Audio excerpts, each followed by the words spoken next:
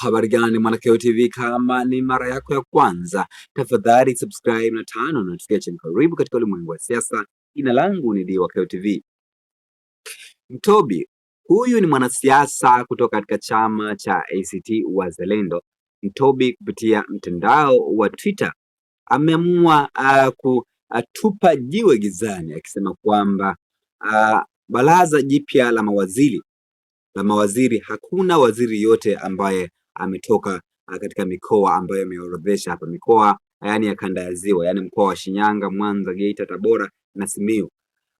Na ametoa sababu kwa nini mikoa hiyo haijachaguliwa, hakuna waziri yote ambaye amechaguliwa katika baraza jipya la mawaziri. Na nukuu waraka au ujumbe au chapisho la Ntobi katika mtandao wa Twitter, nukuu: kwa mara ya kwanza kabisa katika historia ya Tanganyika, baraza la mawaziri halina hata waziri mmoja kutoka kanda ya Ziwa. Mikoa ya Shinyanga, Mwanza, Geita, Tabora na Simiyu. Cha kushangaza zaidi, mkoa mmoja wa Dodoma una mawaziri wanne.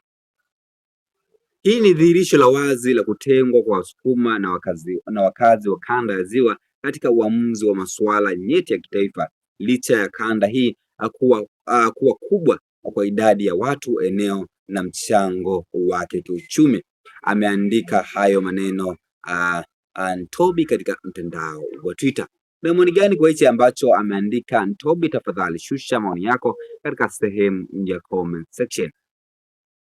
Na Ntobi aliambatanisha na chapisho ambalo Ikulu Tanzania chapisha hivi kwamba Rais wa Jamhuri ya Muungano wa Tanzania Daktari Samia Suluhu Hassan akiongoza kikao cha kawaida cha baraza la mawaziri kilichofanyika Ikulu ndogo Tunguu Zanzibar tarehe 7 Januari, yani siku ya jana.